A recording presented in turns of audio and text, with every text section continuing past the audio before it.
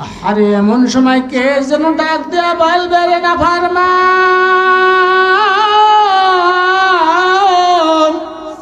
মাওলার কালামের সত্য ঘোষণা কি শোনস নাই রে কপাল পুরা? আইনামা তাকুনু ইউদরিকুমুল মাউত ওয়ালাউ কুনতুম ফি বুরুজিম মুশাইয়াদা। এই না ফরমান, তুই কোথায় পালাবি রে? যদি তুমি ওই পাহাড়ের চূড়ার মধ্যে আত্মগোপন করো, তবু তোমাকে সেখানেও ধরা পড়তেই হইবে। বাবারে, হযরতে আজরা আলাইহিস সালাম যখন পুকুর পুরিয়া চাপিয়া বসবি, আহারে ভয়ের চোটে অন্তঃকরণ এমন ভাবে শুকাইয়া যাইবে। হাফতা দরিয়া গারবানু শাম তানা গরদাদ জানে মান, সর্বতে দিদারে বায়াত আজলাবে মাহবুবে মান। আহারে অন্তঃকরণ এমন ভাবে শুকাইয়া যাবে, 7 সমুদ্র 13 নদীর পানিও যদি কলিজার মধ্যে ঢালিয়া দেওয়া যাইত, তবু পানির পিপাসা নিবারণ হবে না। এবার হযরত আজরা আলাইহিস সালাম এরকম ভাবে পুকুরে পড়ে কেমন ভাবে থাপা মারবে, আরে খপ করে আর উল্টারে দরিয়া যাবে, এত জোরে টান মারবে, টানের সঙ্গে সঙ্গে যেন কলিজার সমস্ত রগ গুলা টাস টাস টাস টাস করিয়া সিরিয়া সিরিয়া রুটারে বাহির করিয়া লইয়া যাইবে। এ বাবা, এই তো যেন আমি এখন লাশ হইয়া গেলাম। কত যত্নের পাখি তুমি,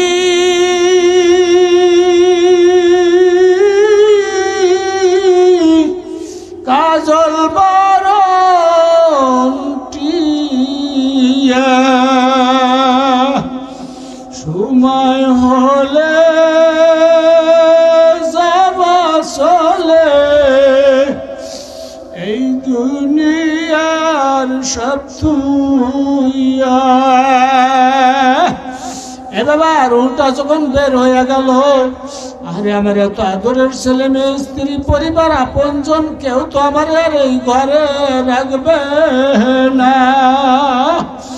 ওই যে তাড়াতাড়ি ধরাধরি করিয়া উঠানের মধ্যে বাদাম টাঙ্গাইয়া একটা চৌকির উপরে আমার শোয়াইয়া জীবনের শেষ গোসলটুকু সম্পূর্ণ করিয়া, আরে ওই যে দেখা যায় খাটটির মধ্যে সাদা ধবধবে কাপড়ের কাপড় বিছাইয়া ফেললো।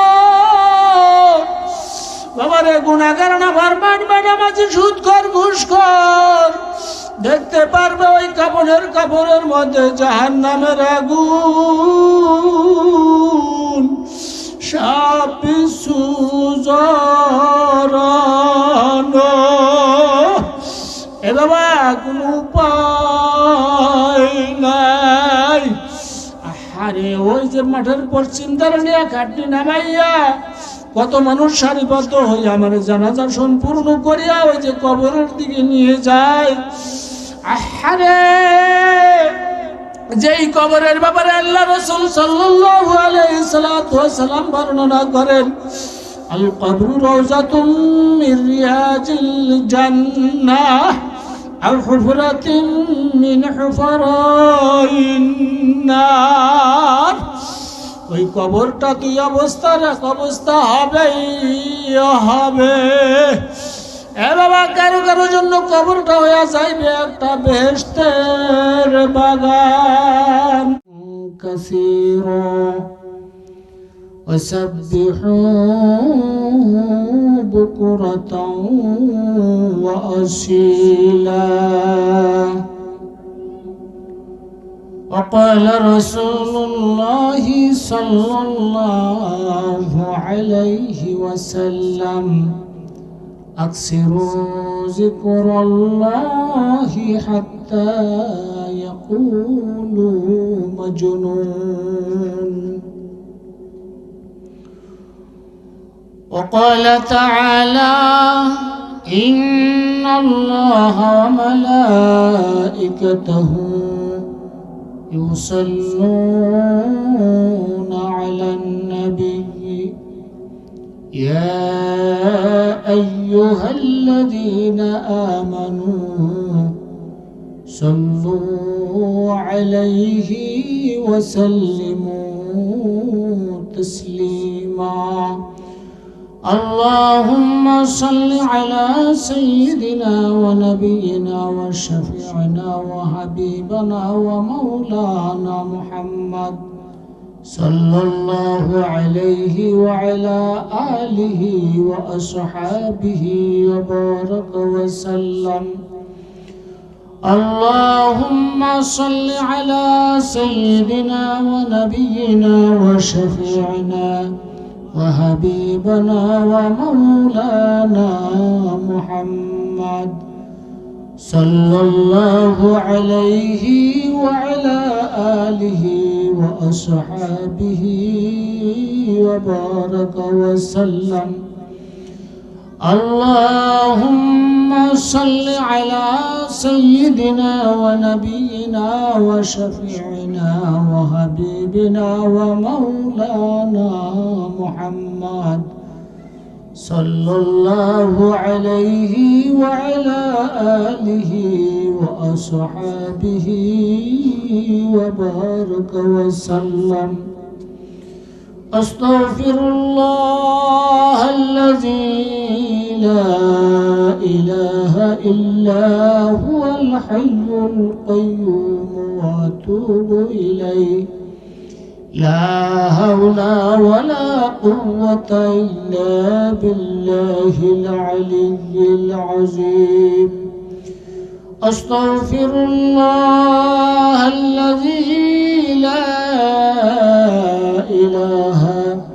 إلا هو الحي القيوم وأتوب إليه لا حول ولا قوة إلا بالله العلي العظيم أستغفر الله الذي لا إله إلا هو الحي القيوم وأتوب إليه لا حول ولا قوة إلا بالله العلي العظيم كل نفس ذائقة الموت আল্লাহ পাকের বান্দা জনাব মুহাম্মদুর রাসূলুল্লাহ সাল্লাল্লাহু আলাইহি ওয়াসাল্লামের মুহাব্বতের উম্মতগণ আল্লাহ রাব্বুল আলামিনের দরবারে আলিশানে অসংখ্য অগণিত তারিফ আর প্রশংসা যেই মহিয়ান গরিয়ান সর্বশক্তিমান আল্লাহ জাল্লা শানু আমাকে আপনাকে দুনিয়ার নানান ঝামেলা থেকে সমস্ত গুনাহের কাজ থেকে ফারেক করে আল্লাহ রাব্বুল আলামিনের মহান এক হুকুম ছিল মাগরিবের 3 রাকাত ফরজ নামাজ জামাতের সাথে আদায় করার পর আল্লাহ পাক আমাকে আপনাকে জালিসুর রহমান জিকিরের মজলিস তথা বেহেশতের বাগানে বেহেশতি মানুষ হিসাবে আসার মতো বসার মতো সুযোগ করে দিলেন। ওই মহান মনিবের দরবারে আলিশানে দিল থেকে শুকরিয়া আদায় করিনি আলহামদুলিল্লাহ। আল্লাহ রাসূল সাল্লাল্লাহু আলাইহি ওয়াসাল্লাম সাহাবী আজমাইন কিরামদেরকে বলতেছেন, ও আমার সাহাবীরা, তোমরা যতক্ষণ দুনিয়ার মধ্যে বিচরণ করো, দুনিয়ার মধ্যে কিছু বেহেশতের বাগান আছে, ওই বেহেশতের বাগান থেকে বেহেশতি ফল সংগ্রহ করে নিও।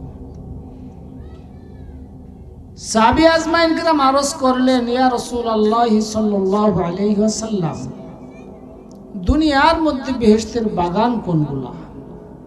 আল্লাহ রাসূল সাল্লাল্লাহু আলাইহি ওয়াসাল্লাম বর্ণনা করেন, হালাকুজ জিকরি, জিকিরের হালকা হলো বেহেশতের বাগান। সুবহানাল্লাহ। আর এই দুনিয়ার জীবদ্দশায় আল্লাহ রাসূল সাল্লাল্লাহু আলাইহি সাল্লামের ঘোষণা অনুযায়ী যেই মজলিস জান্নাতের বাগান বলিয়া ঘোষণা করা হয়েছে, যারা এই মজলিসে অংশগ্রহণ করতে পারবে, আমরা আশাবাদী, আশা রাখি মৃত্যুর পরেও এই মানুষগুলাকে আল্লাহ তাআলা জান্নাতের ফয়সালা করিয়ে দিবেন। সুবহানাল্লাহ। তো সময়টা অত্যন্ত গুরুত্বপূর্ণ সময়, বাদ মাগরিব। আমি আল্লাহ রাব্বুল আলামিনের কালামে পাক থেকে ছোট্ট এক টুকরা আয়াতে কারিমা তেলাওয়াত করেছি যে বাদ মাগরিব যে আমলের কথা আল্লাহ পাক কালামে পাকে বলেছেন, আল্লাহ রাসূল সাল্লাল্লাহু আলাইহি সাল্লাম হাদিসের মধ্যে বর্ণনা করেছেন। আল্লাহ তাআলা বলেন, ইয়া আইয়ুহাল্লাযীনা আমানু যিকুরুল্লাহা যিকরান কাসীরা, হে আমার ঈমানদারগণ, আমার বিশ্বাসীগণ, তোমরা আমি আল্লাহ পাকের জিকির করো। জিকির কেমন ভাবে করা লাগবে আমার আল্লাহ সে কথাও জানিয়ে দেন। যিকরান কাসীরা, খুব বেশি বেশি করি আমি আল্লাহ পাকের জিকির করো। ওয়াসাব্বিহুহু বুকরাতা ওয়া আসিলা, বিশেষ করিয়া সকাল এবং সন্ধ্যায় আমি আল্লাহ পাকের তাসবিহ তাহলিল করো। বেশি বেশি জিকির, কত বেশি জিকির করতে হবে আল্লাহ পাক কালামে পাকের অন্য আয়াতে বলেছেন, আল্লাযীনা ইয়াযকুরুনাল্লাহা কিয়ামান ওয়া কুউদান ওয়া আলা জুনুবিহিম।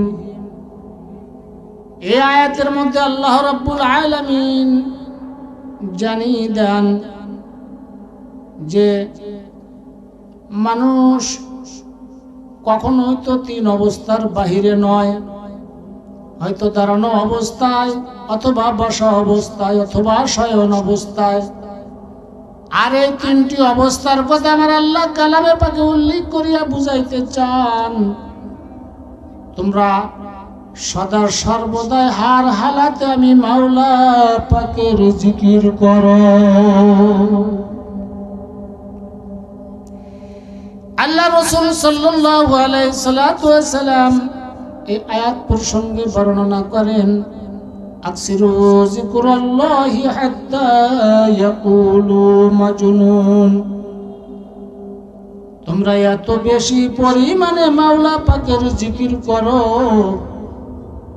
যাতে করে দুনিয়াদার ফাসিক ফুজারের দলেরা তোমাদের এই জিকির আজগার শুনিয়া দেখিয়া যেন বলে লোকটা পাগল হইয়া গেছে।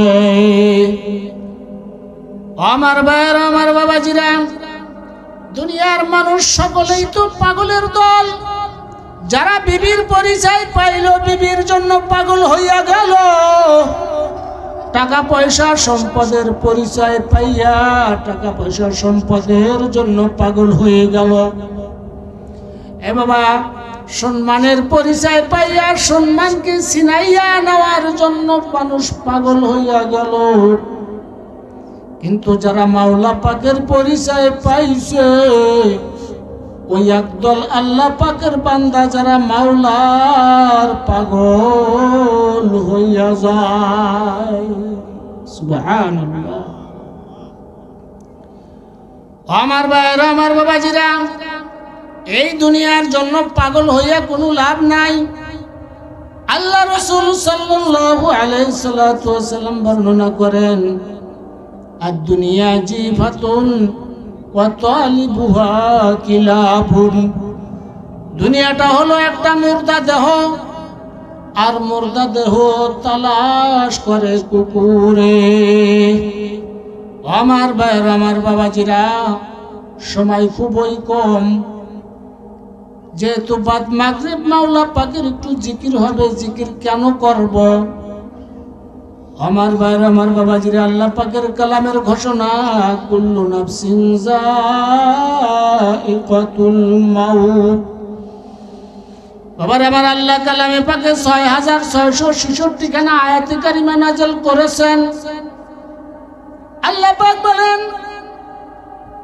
তুমি দুনিয়াতে নামাজের আয়াত যদি নামানিয়া বাঁচতেও পারো, চলতেও পারো, রোজার আয়াত তুমি নামানিয়া বাঁচতেও পারো, চলতেও পারো, এরকম সমস্ত হুকুম আহকামের আয়াতগুলো তুমি নামানিয়া বাঁচতেও পারো, চলতেও পারো।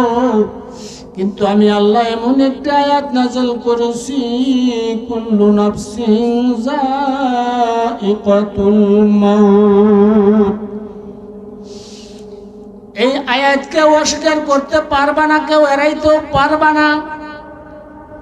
যখন আমি আপনি কেউ ওই মরণের হাত থেকে বাঁচতে পারবো না, চক্ষু দুটো বন্ধ করিয়া মাথাকে নোয়াইয়া দিয়া একটু মনটাকে জিজ্ঞাসা করিয়া দেখি, ওরে মন, তুমি কোথায় ছিলা, কোথায় আসলা, কোথায় রওনা করছ?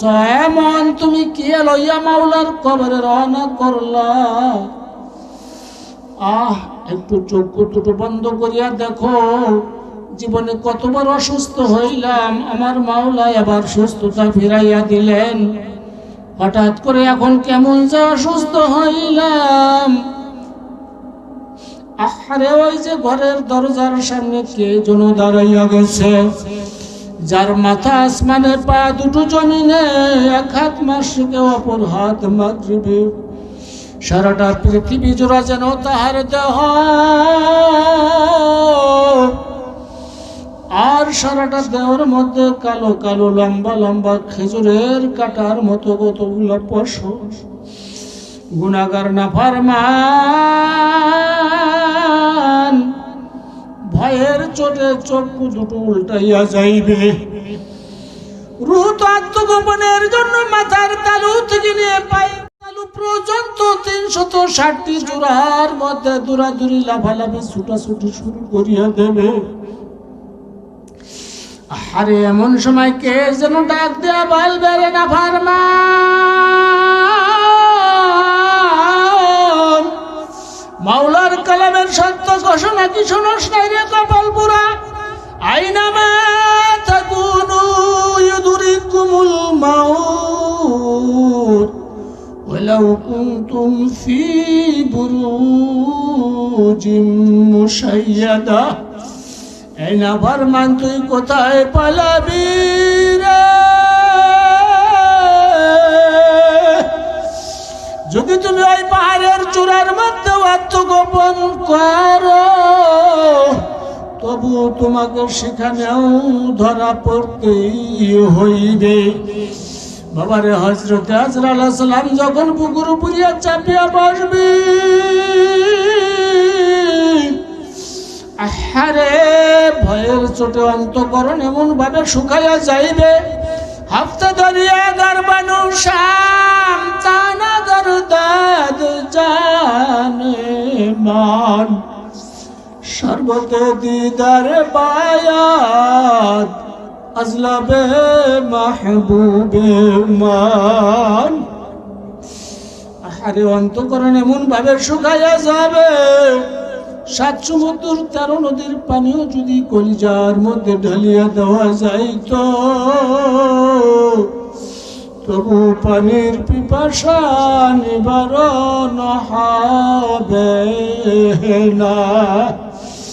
এবার হযরত আজরাইল আলাইহিস সালাম এরকম ভাবে পুকুরে পড়ে কেমন ভাবে থাপা মারবে, আরে খপ করে আর উল্টারে দরিয়া যাবে, এত জোরে টান মারবে, টানের সঙ্গে সঙ্গে যেন কলিজার সমস্ত রগ গুলা টাস টাস টাস টাস করিয়া সিরিয়া সিরিয়া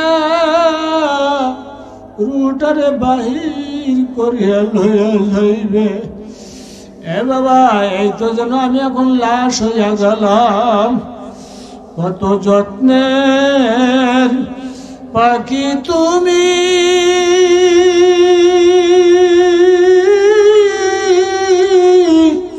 কাজল বরণ টিয়া, সময় হলে যাবা চলে, এই দুনিয়ার সব থুইয়া। এ বাবা, রুটা যখন বের হয়ে গেল, আরে আমার এত আদরের ছেলে মেয়ে, স্ত্রী, পরিবার, আপনজন, কেউ তো আমার আর এই ঘরে রাখবে না। ওই যে তাড়াতাড়ি ধরাধরি করিয়া উঠানের মধ্যে বাদাম টাঙ্গাইয়া একটা চোখের উপরে আমার শোয়াইয়া জীবনের শেষ গোসলটুকু সম্পূর্ণ করিয়া, আরে ওই যে দেখা যায় খাটটির মধ্যে সাদা ধবধবে কাপড়ের কাপড় বিছাইয়া ফেললো। বাবারে গুনাহগার না ফরমান বেনামাজি সুদখোর ঘুষখোর দেখতে পারবে ওই কাপড়ের মধ্যে জাহান্নামের আগুন সব পিছু জড়ানো। এ বাবা কোনো উপায় নাই। আরে ওই যে মাঠের পশ্চিম ধারে নিয়ে খাটনি নামাইয়া কত মানুষ সারিবদ্ধ হয়ে আমার জানাজা সম্পূর্ণ করিয়া ওই যে কবরের দিকে নিয়ে যায়। আহারে যেই কবরের ব্যাপারে আল্লাহ রাসূল সাল্লাল্লাহু আলাইহি সাল্লাম বর্ণনা করেন, আল কবরু রাওযাতুম মির রিয়াজিল জান্নাহ আও হুফরাতিন মিন হুফরাইন নার। ওই কবরটা দুই অবস্থার এক অবস্থা হবেই হবে। এ বাবা কারো কারো জন্য কবরটা হয়ে যাইবে একটা বেহেশতের বাগান। সুবহানাল্লাহ। পক্ষান্তরে গুনাহগার নাফরমানদের জন্য কবরটা এরকম ভাবে একটা জাহান্নামের গর্ত হয়ে যাইবে। 99 একটা নয় দুটা নয় 99টা অজগর সাপ জমা হয়ে যাইবে। এ বাবা কি উপায় হইবে রে? এই কবরে তো আমার মাওলার ছাড়া ভিয়া কাকা থাকতে পারব না। বাবারে এই কবরে কি আমার মাওলা আমার একা ফেলিয়া দূরে সরিয়ে গেছেন? না, আমার মাওলা আমার পাশে, আমার মাওলা আমার কাছে। আরে আমি আমার মাওলারে যেন দেখিয়া দেখিয়া ডাকতাছি।